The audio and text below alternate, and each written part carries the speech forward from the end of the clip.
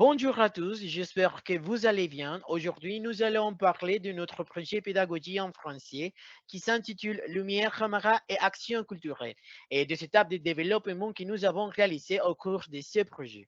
Les membres sont Jorge Rosas, Roxana Cantor et moi, Davian Gomez, et notre tuteur, les madames.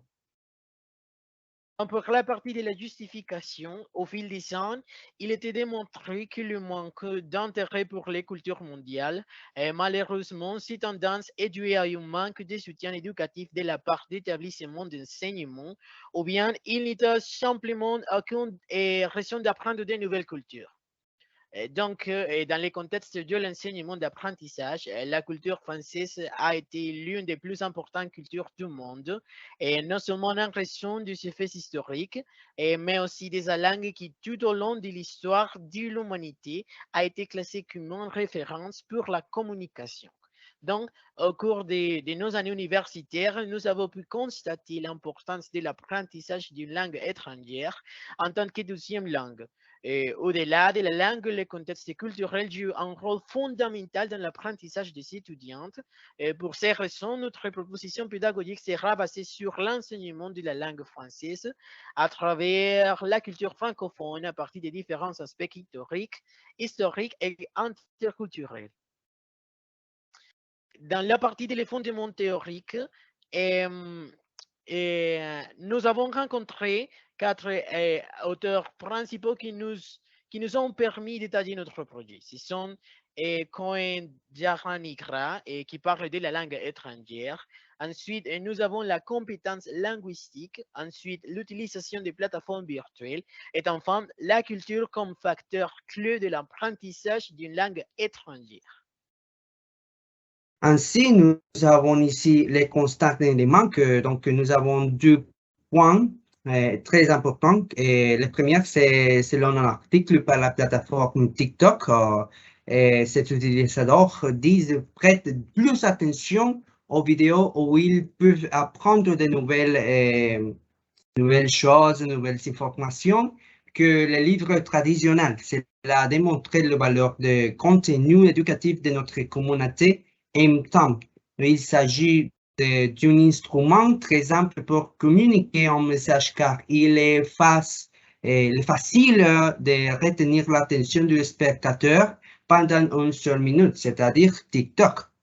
Donc, les manques, nous avons ici plus de reproduction et d'interaction sur la plateforme, c'est-à-dire que la fiable utilisation de la plateforme TikTok et les désintérêts des étudiants serait un facteur affectant à la création du matériel pédagogique et aussi la manque de temps de la part des étudiants en raison de leurs responsabilités académiques a été un facteur à prendre compte pendant les projets.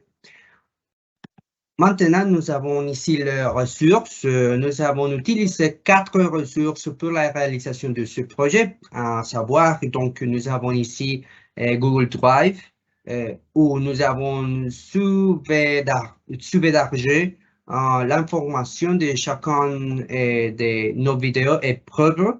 Et ensuite, nous avons l'applicatif virtuel qui s'appelle TikTok, comme l'application où nous avons téléchargé et partagé aussi l'espace avec la communauté des participantes et externes aussi.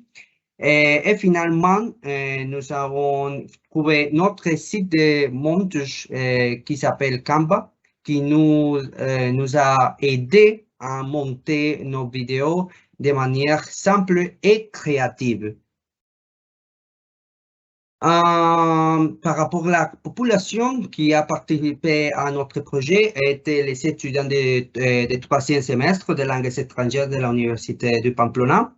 Il s'agit de la population qui a volontairement accepté notre invitation à faire partie de ce projet pédagogique. Et donc, le chronogramme, l'emploi du temps a été divisé en 9 activités qui ont été réalisées tout au long du semestre. Et de ces activités a été menées devient sans aucune contre-temps, sans aucune préoccupation. Et en outre, il a été possible de respecter ce qui avait été établi avant l'exécution du projet.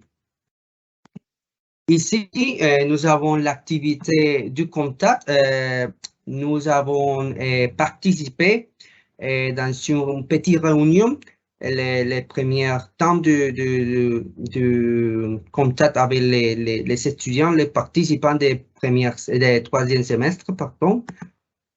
Aussi, dans les premières classes, nous avons la présentation du projet et nous avons divisé cette présentation en 3 étapes, comme vous pouvez regarder. Et la deuxième classe, la troisième, pardon, euh, divisé, nous avons divisé la classe en 3 étapes aussi. Et aussi, nous avons ici la quatrième étape. Et dans cette étape, nous avons divisé la réalisation en 4 étapes. C'est-à-dire que ici, nous avons écrit une petite description qui reflète la réalisation de cette activité et chaque étape pour faire en concordance entre les étapes.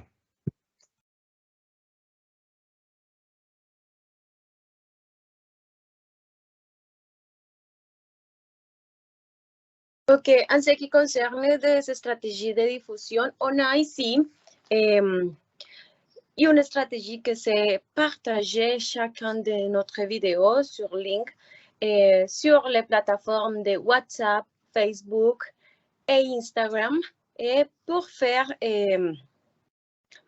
pour augmenter notre population dans chaque vidéo. Donc, suivante, s'il vous plaît. OK. On a ici des progressions du projet et dans la première partie, on a que les participants on était intéressés par chacun de nos produits, c'est-à-dire que c'est pour chaque vidéo que nous avons fait, c'est pour l'intérêt de chacun d'eux et nous l'avons dit. Le deuxième, c'est pour les vidéos dépasser la population ciblée. On touchait des personnes des sources du programme de langues étrangères. Et dans cette partie, des personnes externes dans notre programme, nous avons écrit que c'est une bonne idée, une grande idée, faire la vidéo de la culture française. Et finalement, le nombre de vues et de likes et de partager a augmenté progressivement ce qui est visible dans chacune des vidéos. Donc, on a ici les évidences pour ce que je viens de dire. Bon, on a ici aussi des cahiers du projet que c'est des réunions dont chaque jeudi, nous avons une réunion pour faire la préparation de chacune de notre vidéos. Et dans cette réunion, on a aussi des responsabilités pour le faire. Et ici, on a l'analyse des tâches, c'est la préparation de chacune de notre vidéos et le travail en équipe. Et tout ça conforme les cahiers du projet. On a ici chacun de notre vidéo, bon, certaines de notre vidéo. On a ici notre première vidéo que c'est une de Et ici, on a la fiche, la tâche de chacun. S'il vous plaît, suivante. Les évidences pour chacune des vidéos. C'est une vidéo avec beaucoup de vues, de reproductions et chacune des reproductions a augmenté dans les suivantes vidéos. On a ici les vidéos pour les guerres, pour la scène.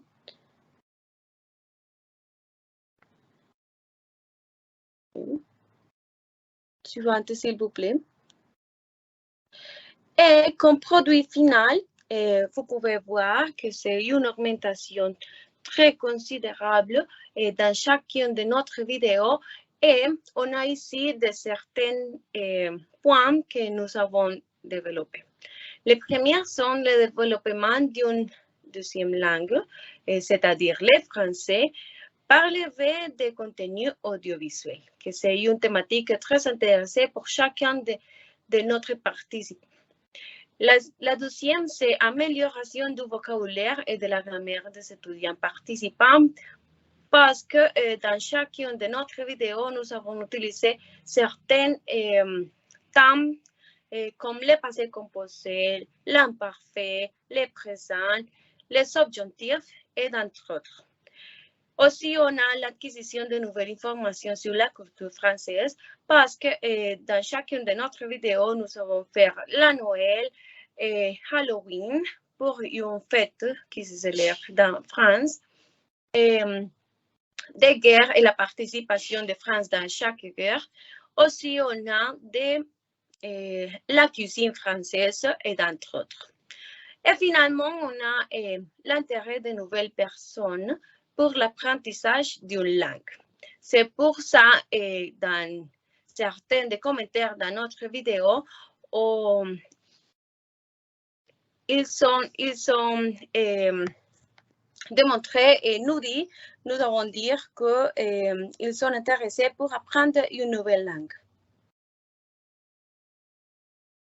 Comme évaluation finale, en ce qui concerne notre projet, on n'a pas été réalisé cette évaluation finale car notre projet est basé sur la méthode virtuelle. C'est-à-dire que les étudiants ne sont pas évalués quantitativement et c'est qualitativement. Et le deuxième, c'est les commentaires faits sur les vidéos qui c'est partie de notre produit final du projet pédagogique. Dans la conclusion du projet, on a ici une lettre qui a été envoyée aux étudiants participants pour remercier leur participation et leur attention. Chacun d'eux l'a affirmé et nous l'avons dit qu'ils sont remerciés également pour notre préparation, notre projet et ainsi. On a ici les références qui supportent notre projet pédagogique. Merci beaucoup pour votre attention et à la prochaine fois.